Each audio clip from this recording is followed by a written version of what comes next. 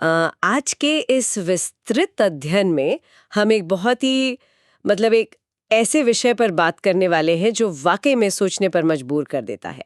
हमारे पास जो स्रोत है वो है सरिस्का टाइगर रिजर्व ओवरव्यू और हम इसी पर एक बहुत ही रोचक चर्चा करने वाले हैं।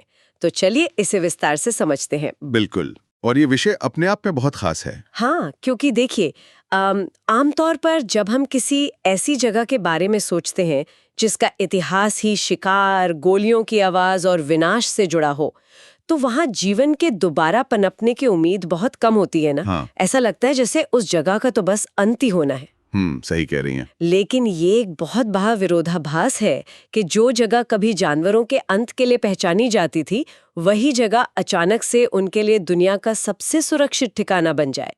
तो सरिस्का टाइगर रिजर्व की जो कहानी है वो सिर्फ पेड़ों और जानवरों की कोई आम सूची नहीं है। असल में ये राजस्थान के अलवर जिले में स्थित ये जो रिजर्व है, ये इतिहास, धर्म और वन्यजीव संरक्षण की एक अभूतपूर्व सफलता की कहानी है। बिल्कुल। तो इस कहानी की शुरुआत ही, मेरा मतलब है, अगर हम इसके इतिहास में जाएं तो ये बहुत हैरान करने वाला है। हाँ, क्योंकि अगर इतिहास के पन्नों में झांक कर देखा जाए ना, तो ये पूरा क्षेत्र कभी अलवर रियासत का एक विशेष शिकार क्षेत्र हुआ करता था, मतलब हंटिंग ग्राउंड। अच्छा। हाँ, ये वो दौर था जब जंगलों को बचाने का नहीं, बल्कि वहां जाकर अपना राजशाही शौक पूरा करने का चलन था। मतलब मचान बांधे जाते थे, जानवरों को लालच देकर बुलाया जाता था और शिकार को अनशिकार को बहादुरी का प्रतीक माना जाता था। बाप रे, ये बहुत ही अजीब लगता है कि जिस जमीन की मिट्टी में शिकार की संस्कृति इतनी गहराई तक रची बसी हो, उसका पूरा का पूरा चरित्र ही कैसे बदल दिया गया। क्योंकि 1955 का वो साल आता है जब इस पूरी जगह को आधिकारिक तौर पर वन्य जीव अभयारण्य घोषित किया गया। इस बदलाव को समझना ऐसा है जैसे किसी पुरानी युद्ध भूमि को, जहां खून खराबा हुआ हो, उसे अचानक से एक शांति और जीवन बचाने वाले अस्पताल में बदल दिया जाए। जो जगह जानवरों के अंत के लिए जानी जाती थी, वही उनका सबसे बड़ा रक्षक बन गई। ये एनालॉजी बहुत सटीक है, और यहाँ जो सबसे दिलचस्प बात है वो ये है कि इस बदलाव के पीछे के तंत्र को समझना बहुत जरूरी है। ये कोई रातों रात हुआ चमत्कार नहीं था। हाँ, मतलब एक लंबी प्रक्रिया रही होगी। बिल्कुल। शिकारगाहों को एक संरक्षित क्षेत्र में बदल देना 20वीं सदी के मध्य में इंसान की जो पारिस्थितिक जागरूकता होती है, उसका एक बहुत बड़ा संकेत था। सदियों से इंसान ये मानता आया था कि प्रकृति का अपने मनोरंजन के लिए इस्तेमाल करना उसका अधिकार है। सही बात है। लेकिन फिर 1978 में एक बहुत बड़ा मील का पत्थर आता है। इस रिजर्व को प्रतिष्ठित प्रोजेक्ट टाइगर में शामिल कर लिया गया। अरे वाह, 1978 में। हाँ, और प्रोजेक्ट टाइगर में शामिल होने का मतलब था कि अब मानसिकता पूरी तरह से बदल रही थी। यह स्वीकार किया जा रहा था कि वन्य जीवों को बचाना हमारी जिम्मेदारी है, ये कोई शौक नहीं है। ये मानसिकता का बदलाव वाकई एक बहुत बड़ा कदम था, लेकिन ये सिर्फ कागजों पर या विचार के स्तर पर तो नहीं हो रहा था ना। स्रोत के आंकड़े भी इस बात की गवाही देते हैं कि ये बदलाव एक बहुत ही विशाल भौगोलिक कैनवस पर घटित हो रहा था। इसका भूगोल बहुत अहम है। हाँ, क्योंकि ये रिजर्व 866 वर्ग किलोमीटर के एक बहुत बड़े क्षेत्र में फैला हुआ है। 866 वर्ग किलोमीटर, ये कोई छोटा घेरा नहीं है। बिल्कुल नहीं है, बहुत विशाल इलाका है। और यहाँ अरावली की प्राचीन पहाड़ियां हैं, बेहद घने जंगल हैं और झरने भी मौजूद हैं। और अगर वन्यजीवों की बात करें तो बाघ, तेंदुआ, लकड़बग्घा, सांभर, चीतल और 200 से अधिक पक्षी प्रजातियां इस विशाल इकोसिस्टम का हिस्सा हैं। देखिए, इस पूरी चर्चा में अरावली पर्वतमाला का जिक्र एक बहुत ही अहम बिंदु है। मतलब अरावली दुनिया की सबसे पुरानी पर्वत श्रृंखलाओं में से एक है। इसकी जो चट्टानें हैं, घाटियां हैं, वो एक ऐसा प्राकृतिक किला बनाती हैं जो वन्य जीवों के लिए एकदम अनुकूल है। और राजस्थान जैसे राज्य में, जिसे आमतौर पर सूखे और रेगिस्तान से जोड़कर देखा जाता है, वहां 866 वर्ग किलोमीटर के इस वन क्षेत्र में झरनों और घने जंगलों का होना सच में किसी वरदान से कम नहीं है। बिल्कुल, एकदम ओएसिस जैसा लगता है।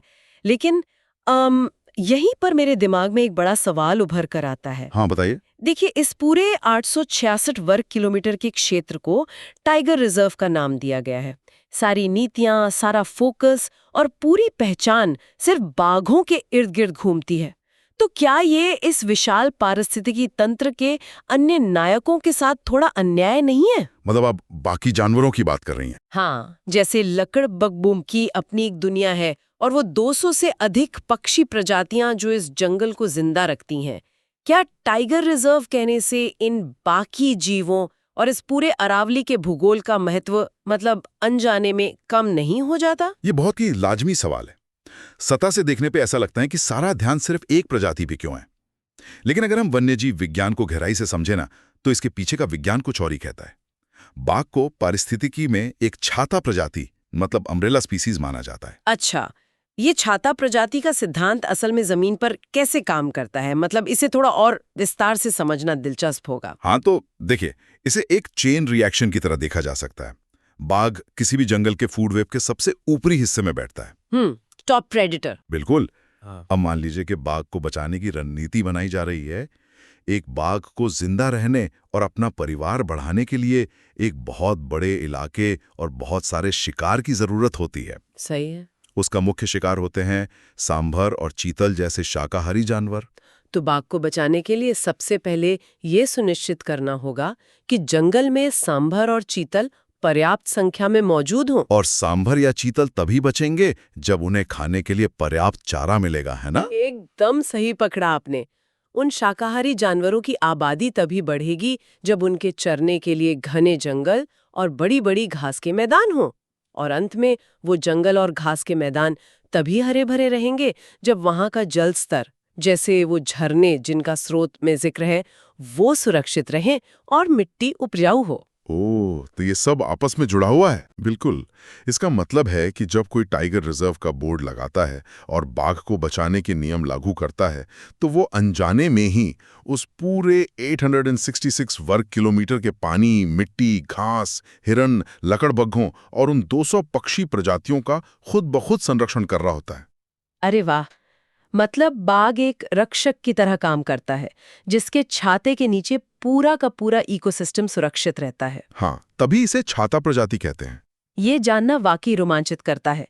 एक बाघ का मतलब केवल एक जानवर नहीं, बल्कि एक स्वस्थ और पूरा जंगल है। पानी से लेकर पक्षियों तक सब कुछ उस एक जीव के अस्तित्व पर टिका है।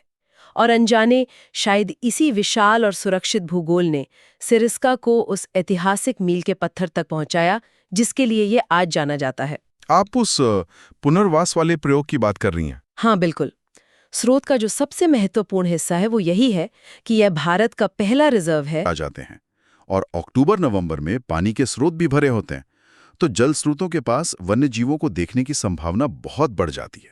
तो ये समय न केवल इंसानों के लिए मौसम के लिहाज से अच्छा है, बल्कि वन्य जीवों को देखने के लिए भी सबसे बेहतरीन है। तो आज के इस विश्लेषण में हमने देखा कि कैसे सरिस्का एक राजशाही शिकारगाह से बाघों के पुनर्वास का पहला सफल मॉडल बना। और कैसे ये 866 वर्ग किलोमीटर का क्षेत्र प्रकृति, झीलों, किलों और मंदिरों का एक अनूठा संगम है। बिल्कुल। लेकिन इन सब बातों को समेटते हुए मेरे दिमाग में एक विचार आ रहा है जो थोड़ा असहज करने वाला है। वो क्या? देखिए, जैसे जैसे सरिस्का में बाघों का ये सफल पुनर्वास आगे बढ़ेगा, बाघों की आबादी बढ़ेगी और उनका इलाका भी फैलेगा।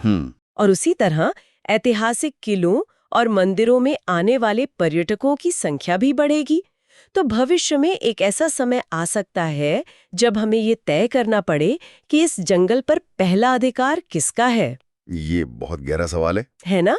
क्या हमारी सांस्कृतिक धरोहरों का पहला हक है या उन बाघों का जिन्हें हमने इतनी मेहनत से वापस बसाया है?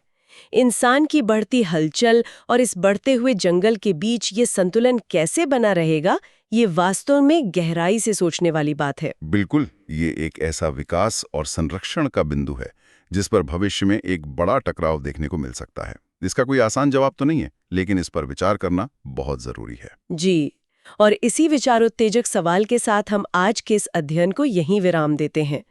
इस विस्तृत चर्चा का हिस्सा बनने के लिए बहुत बहुत धन्यवाद। हम आगे भी ऐसे ही दिलचस्प विषयों का विश्लेषण करते रहेंगे।